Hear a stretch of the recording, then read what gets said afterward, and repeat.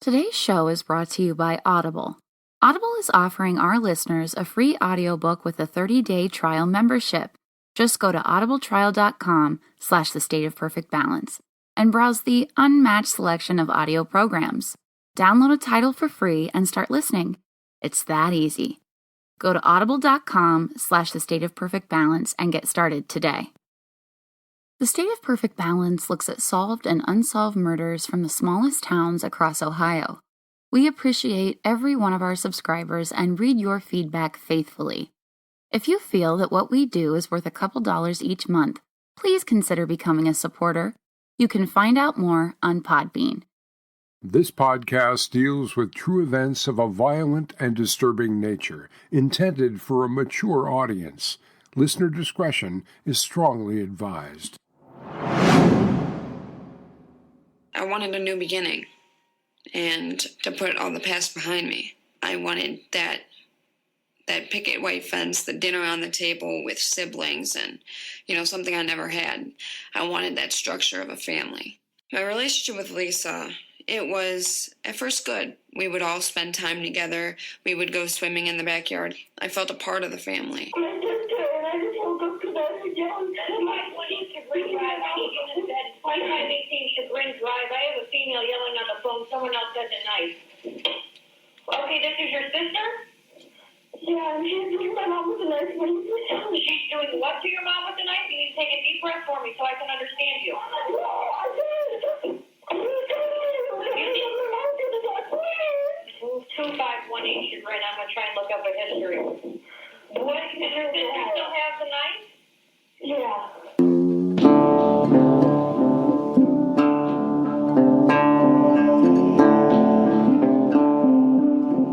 Hey guys, I'm your host Amanda, and this is The State of Perfect Balance.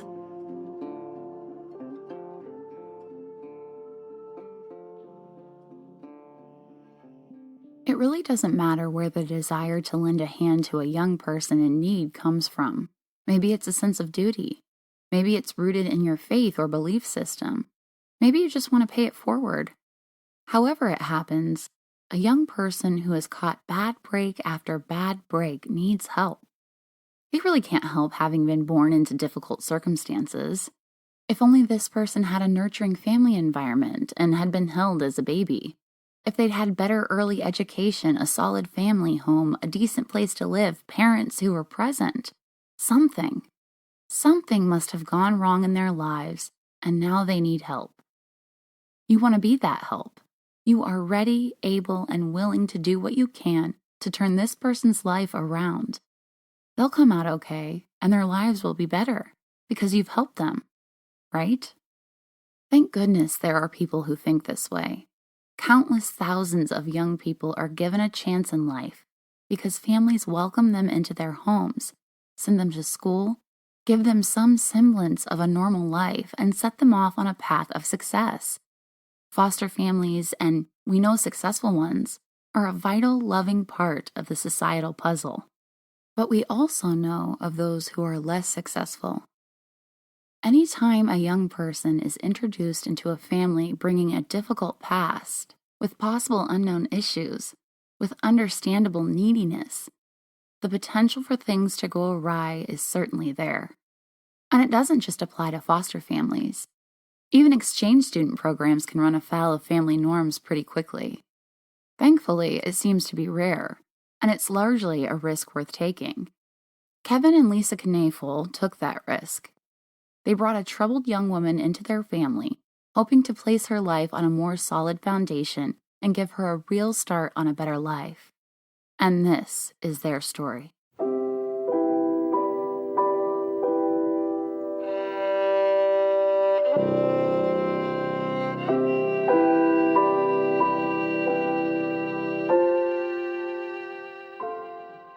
Willoughby Hills is a city founded on the notion that it had better get its act together or be lost among the surrounding small towns. From the time of the Revolutionary War, the area encompassing present-day Willoughby Hills was notable for its close association with the growing population of Cleveland just to the west. Over time, the area was divided off into this or that enclave. Beginning in 1853, the nearby village of Willoughby was formalized. Willoughby Hills is partly situated on the North Chagrin Reservation of the Cleveland Metro Parks. It's just 33 miles east of Bay Village, site of Sam Shepard case we covered in Episode 9, and 18 miles east of Cleveland itself. Lisa Knafel, age 40, was a social worker with the Cuyahoga County Department of Family Services, who specialized in working with children who had been sexually abused or assaulted. She took foster children into her care, and did so even before she married Kevin Knafel, age 41, in 2008. Kevin was a truck driver, school bus driver, and EMT. They had a daughter together a year after marrying, who they named Haley. Each of them had been married before, and Kevin's son Cody, along with Lisa's daughter Megan, completed the family. Lisa, because of her work, was familiar with children of early trauma and the special challenges they represented for foster parents. Also, because of her work and specialized training and knowledge, she felt up to those challenges. Nicole Corbett was also a social worker in Lisa's own Lake County, and Nicole was looking to place an older child who, at 16, really needed love and encouragement. Sabrina Zunich had had a rough go of it. Her father had died years before, her mother was too far down a path of addiction to be able to care for her, and Sabrina went to live with her grandmother, Anna Zunich, but Sabrina was just too much for her to handle, and she went into the foster care system in search of a home. There were indications of emotional instability and psychosis and a history of mental disorders associated with Sabrina Zunich. Since Nicole, her caseworker, was aware of this, one has to believe that Lisa and Kevin Knafel were aware of it also. Still, Lisa and Kevin opened their home to her in 2011. It seemed like a good matchup, and a friend of the Knafel said Sabrina fit right into the family. So there you have it. A troubled teenager finds foster care with a couple who are, on paper anyway, at least somewhat equipped to deal with the challenge. The mother is a social worker herself, accustomed to working with traumatized young people. She and they have taken in foster children before. The father works with children in at least a small capacity and is a trained emergency first responder. So far, so good. And it should have been a good landing for Sabrina. She had a stable home, people looking out for her, and she was going to school. Then, on November 16, 2012, Lisa's daughter Megan, who was 13, frantically called 911 at about 1 o'clock in the morning. She called because her mother was being stabbed.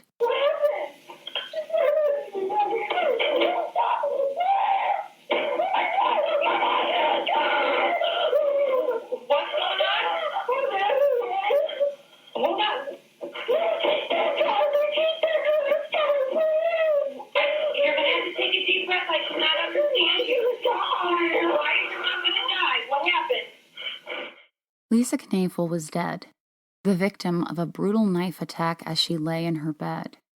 She was cut with a 15-inch serrated kitchen knife in 178 places on her body. The same knife was stabbed into her face, neck, and torso a further 12 times, and the knife was thrust in, twisted, and then withdrawn. The force of the attack bent the steel blade of the knife visibly. The attack went on as Megan pleaded for it to stop as she talked to the 911 dispatchers. Someone hurt me. She's stabbing my mom. She stabbed your mom? Is she breathing at all? Sounds like she's still in her house.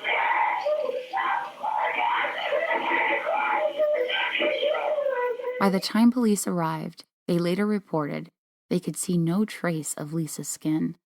She was completely obscured by the red of her own blood. Standing over the bleeding body, knife in hand, was 17-year-old Sabrina Zunich. Kevin Knafel was 2 hours away at the Michigan border. It was only after Lisa's murder that the story of the Knafel family and their fostering of Sabrina Zunich began to trickle out. It's a story of secrets, lies, deception, and sex.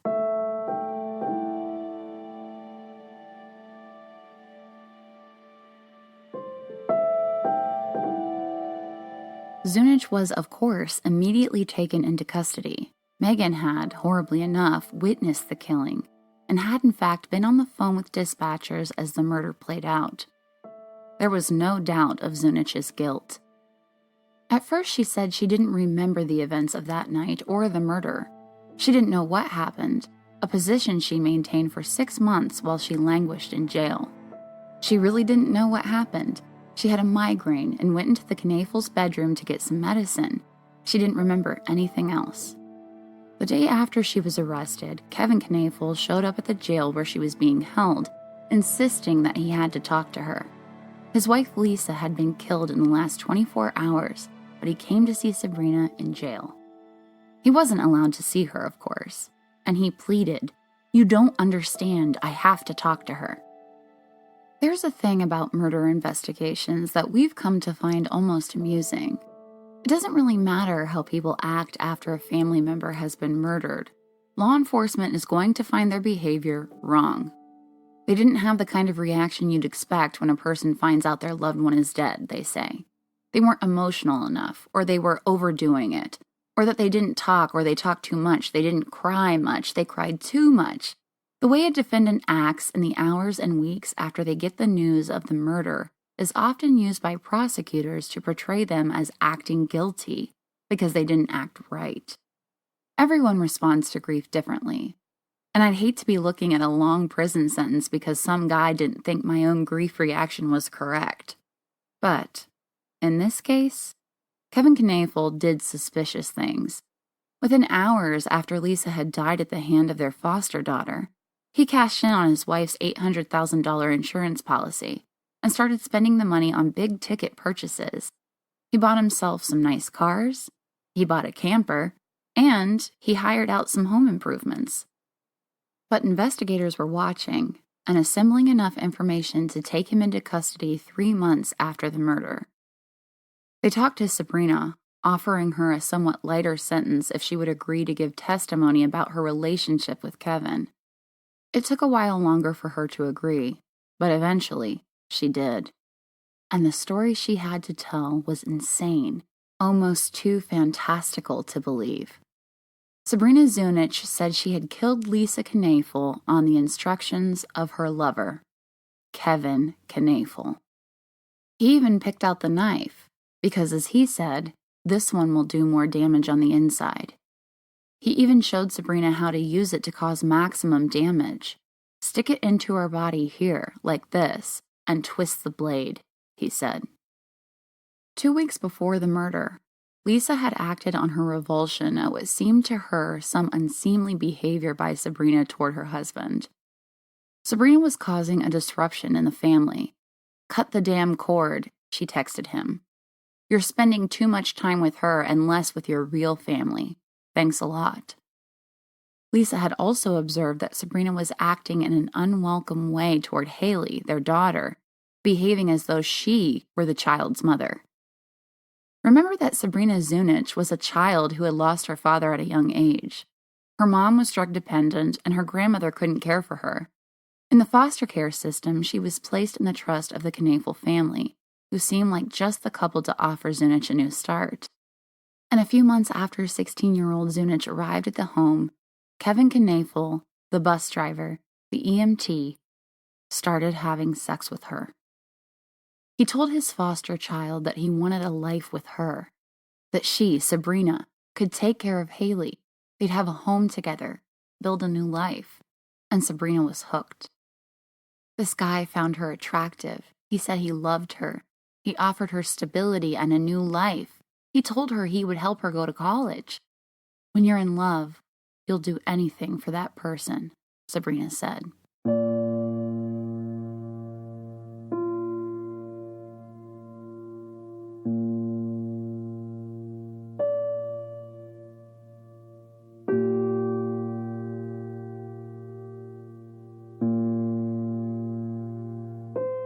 The problem was Lisa. She would have to die for them to be together. If they divorced, Kevin said, she would get custody of Haley, and that couldn't happen. Besides, Lisa was worth much more dead than alive, he told Sabrina. If she wanted this new life together, if she really wanted them to be together, she would have to do as he said. Killing Lisa was the only way Sabrina could have all that he said was possible for the two of them. So they talked about methods, how to do it, how to kill Lisa and be rid of her. They first talked about shooting her or hiring someone else to do it. Then they arrived at stabbing her in her sleep. He picked out the knife and said, "Use this one. This one will do the most damage."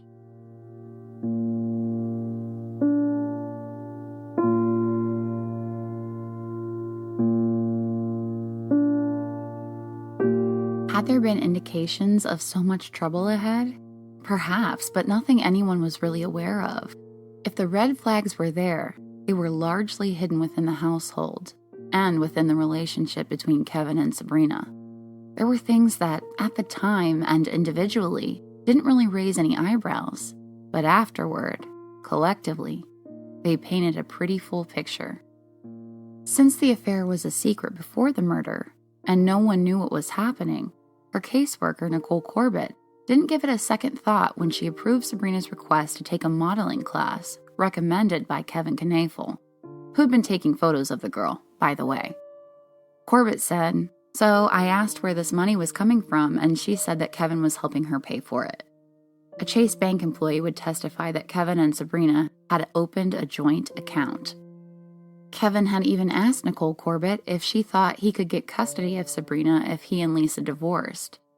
She said she got a strange call from Kevin about a month before the murder. Kevin, she said, admitted that his marriage was in trouble and that he was considering divorcing Lisa. Kevin then asked if he were to go through with the divorce if he would be able to take Sabrina with him rather than her staying with Lisa. "I just thought it was a little odd that he wanted to take a 17-year-old girl alone in a home with just him," Corbett said. Sabrina's teacher, Willie Smith, testified to seeing Kevin and Sabrina at school. She moved toward sitting in his lap, inside his legs. "It made me do a double take," he testified. Not surprisingly, Kevin was charged with complicity and conspiracy to commit aggravated murder as well as sexual battery relating to Sabrina. At trial, details uncovered by investigators continued to come out. Though there was no concrete evidence of the affair, they didn't take any lurid pictures or videos or exchange any letters. The prosecution submitted phone records showing that Kevin was communicating substantially more with Sabrina than Lisa. Within a 2-week period, the two texted and called each other over 1,500 times. That compares to just 200 calls and texts between Kevin and Lisa. David Struck, Kevin's best friend, testified to Kevin's odd behavior after the murder. He said Kevin was desperate to visit Sabrina in jail just one day after his wife's death. He told me he just wanted to let her know that he was still there for her. This was the person that had just killed his wife, and I was shocked that he would want to have any contact with her at all, Struck said. Sabrina's best friend, Autumn Pavlich, also testified. She said she had first-hand knowledge of the murder plan and Kevin's involvement in it. According to Autumn, Sabrina once called her thinking she had connections to a tough crowd and thought she could find someone willing to kill Lisa. There was a phone call that we had. She asked me if I was able to get her a hitman. I could hear Kevin in the background talking, Autumn testified. She said that she and Sabrina then discussed paying the hitman by delivering drugs for him, and Sabrina handed the phone to Kevin. He asked me if I needed him to drive me to run drugs. Finally, I said, "Sorry, I can't help you. I don't want anything to do with it." However, Autumn did help detectives by calling Kevin and referencing the hitman conversation in hopes Kevin would implicate himself. Kevin never admits to having anything to do with the hitman, although he was very calm and didn't seem shocked, leading detectives to believe he had prior knowledge. 2 days later, when detectives called Kevin, he didn't mention the call with Autumn and said he had a hard time recollecting who Autumn even was. Last name doesn't ring a bell, but I think she had a friend named Autumn at school. Dr. Joseph Philo, a forensic pathologist with the Cuyahoga County Medical Examiner's Office, did the autopsy. He testified there were 2 lethal injuries. One was a stab wound that cut the carotid artery. If a carotid artery is severed, death occurs within a matter of minutes. Another fatal wound was a stab wound in the lower portion of the lung into the diaphragm and liver. She was stabbed and blinded in her left eye, and many wounds showed the weapon was twisted or she tried to twist away, Philo said. A number of the wounds were defensive, meaning she tried to fight off her attacker. Her left little finger and right thumb were almost completely severed. She had numerous incisions across her hands, forearms, and legs. It is a normal psychological reaction to try and grab the weapon, and she likely curled up to try and protect her vital organs, which is why her legs were cut, Philo testified. When asked why the knife was bent, Philo said, "It was used with such severe force, it likely hit a bone." Then when asked why there were so many different cuts, he replied, "It could be because the victim was fighting. It could be because the person who was doing the cutting was hesitant and not clear on the most effective part of the body to cut. And certainly it could be because of passion. Typically, if the victim and assailant know each other, there is some violence of rage associated with that."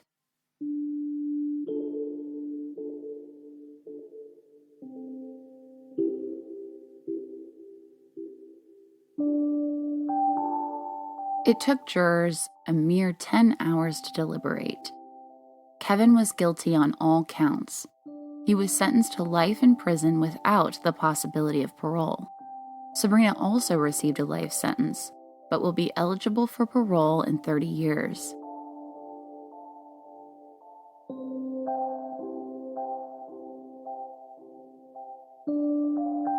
Four years after the murder in 2017, the surviving children, Megan and Haley, won a civil action suit against Kevin Knafel and Sabrina Zunich in the death of their mother. The jury awarded a total of $6.2 million. Maybe I'm just too close to some of the stories we share with you, but the sheer obvious wrong direction taken by some people is always surprising to me. You really have to wonder, how on earth did you ever think this was going to be an okay plan? Or that it was ever, in any scenario, something you could do and get away with? Sometimes we joke among ourselves that, knowing what we know now, it would have been child's play to get away with a crime in, say, 1900. Someone is murdered, a single gumshoe shows up, stomps all over the place, instructs people to clean up the blood, and the body is taken away. And unless there is a clear eyewitness with a solid reputation for honesty to back it up, that killer is never going to be found. They could write their name on the wall. They still would never be found. What are they going to do? Check hair samples? Get DNA? But today, it's hard to imagine a scenario in which a person could actually get away with murder. It's virtually impossible. Sooner or later, you're going to leave a little spit on an Arby's cup you throw away, and they've gotcha. But this case really brings a question to the forefront. Was Kevin Knafel really that stupid? Apparently, yes. The kind of stupid that chillingly gambles with other people's lives. Sabrina's caseworker, Nicole Corbett, said, "She just wanted to be a part of something, a part of a family. I know that's what she really wanted more than anything. I think Sabrina really was thriving in their home." But then again, during the trial, when asked by defense attorney Michael Connick if she recalled incidents where Sabrina Zunich was hearing voices telling her to hurt people, Nicole Corbett said yes. Did Sabrina have more serious issues than the caseworker was revealing before the Knafels took her in? That seems likely. But the Knafel family clearly had issues which were unknown and unsafe as well. It's fitting that Kevin Knafel got the more severe sentence. What Sabrina Zunich did, taking the life of a woman who was willing and able to give her a home and help get her life in order, is terrible. It's a basic understanding that murder is a terrible wrong, and Zunich was old enough to understand this. Yet, that Knafel would have embarked on a sexual relationship with a young, impressionable girl trusted to his care as a father figure is reprehensible. Prosecutors Karen Kowal and Lisa Narada argued Sabrina would never have killed Lisa had it not been for Kevin. She was the perfect patsy. She was young, impressionable, and an idealist, they said. She would have never done this by herself. She would never have done this by herself.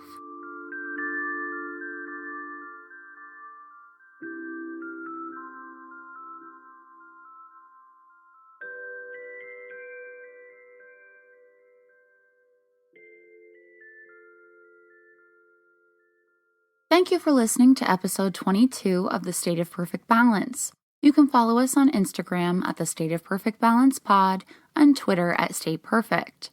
And remember, lock your doors. Evil lives everywhere. Not all small towns are safe.